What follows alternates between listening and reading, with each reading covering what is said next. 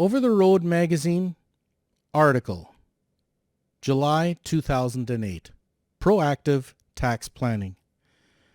Operators across Canada have just paid their taxes, about to pay their taxes, or are preparing to start making payments. Just because they signed the forms and sent off a check or checks doesn't mean that operators shouldn't be thinking and planning their taxes year-round, at least in some form. Taxes are no more a once-a-year expense than fuel costs are once a paycheck expense. When a driver takes off from a stop, burying the turbo gauge as he grinds through the gears, he is making a conscious choice about his fuel costs. His cumulative choices have direct consequences on payday. The attitude the driver has about fuel costs in the hour his check is deposited is just not relevant. What is important is his collective attitude and system over the entire pay period. Operators all across Canada are analyzing fuel consumption and measuring its impact over a period of time. They are measuring and tweaking every fuel assumption, weight, RPMs, fuel companies, routes, tire size, as well as a host of other previously unquestioned notions. Good operators live this day out daily. Dealing with taxes is no different. Contrary to popular assumption, operators are not stuck with their taxes each year. Their habits, attitudes, and system throughout the year determine their tax bill on April 30th. Revisiting the historical assumption that operators should be self-employed is now the ongoing frenzy. To evaluate assumptions, we must review the history of how we got here. 25 to 35 years ago, almost all truck drivers were company drivers. Canada Revenue Agency, CRA or CCRA at the time, dumped all transport employees into the TL2 system. However, operators were neither trucking companies nor employee and had minimal liability, so the obvious and simplest system was self-employed. As operators slowly came into existence, CRA patch-quilted their system, allowing the self-employed operators to use the TL2s. They continued teaching it to the industry up until a couple years ago. That format fit the industry 25 years ago, but now the advantages have virtually disappeared.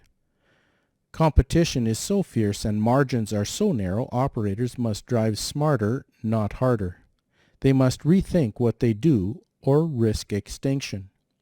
The first consideration I ever gave to incorporation was business use of personal vehicle, 2002 if memory serves. When the tax court ruled that the businesses can assign non-taxable benefit to vehicle expenses, I considered both its financial benefit and ease. No more need for keeping fuel, maintenance, interest, and insurance receipts while getting a respectable reimbursement for job-related costs. But after consideration of annual and setup costs, it didn't make financial sense. Truckers simply did not use their personal vehicles enough. I put the idea aside. Then the pressure started mounting as CRA first reassessed TL2 claims above guidelines, an act contradicting the Don Wilkinson case, then disallowed all TL2 usage carte blanche. The squeeze was on. Truckers started grabbing meal receipts every chance they got and grumbling about their mountain of paper. The accounting industry was deer in the headlights, with disinformation eclipsing information. When I first heard of subsistence allowance, I dove into the research for my client's sake. I immediately saw both the simplicity and huge tax savings with national implications. It was as if subsistence allowance was tailor-made to the trucking industry. Federal logbooks determined travel status and employer-employee agreements written for niche markets. The non-taxable benefits and simplicity are incredible. What I didn't see immediately was that each individual operator usually needed to be walked through the change of structure step by step. Even after my book was published, I found that most operators were excited yet shied away from a totally new tax plan. I don't blame the average operator for being intimidated. Change is not natural. People find comfort and security in the masses. The vast majority of operators are still self-employed. Most operators go to their local accountant, the same accountant who services many industries such as chiropractors, convenience stores, and construction contractors. Accountants coast to coast have very similar responses. They are not interested in walking the drivers through any new system. It can take up to 6 months for some operators to feel totally comfortable. I wouldn't take offense to their responses. The monthly monitoring and training are something most firms are just not staffed to do. To further complicate firms, CRA has busied itself in stepping up audits to operators, and firms are starting to feel overwhelmed by the industry heat. Operators only usually represent 5 to 15% of the average accountant's clientele and may cause higher levels of complexity and audits than other clients.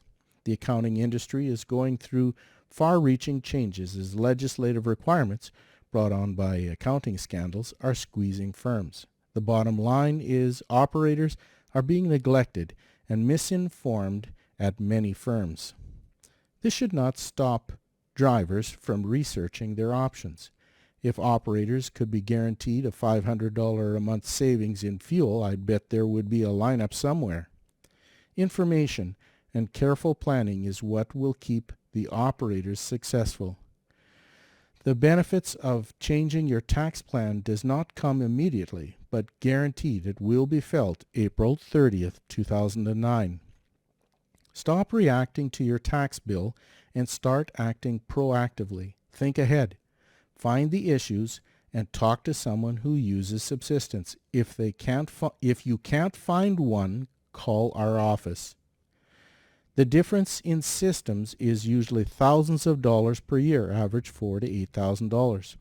The book Making Your Miles Count exposes these two extremely different methods that produce two extremely different results. It may be the best business book you ever buy. Have a good trip.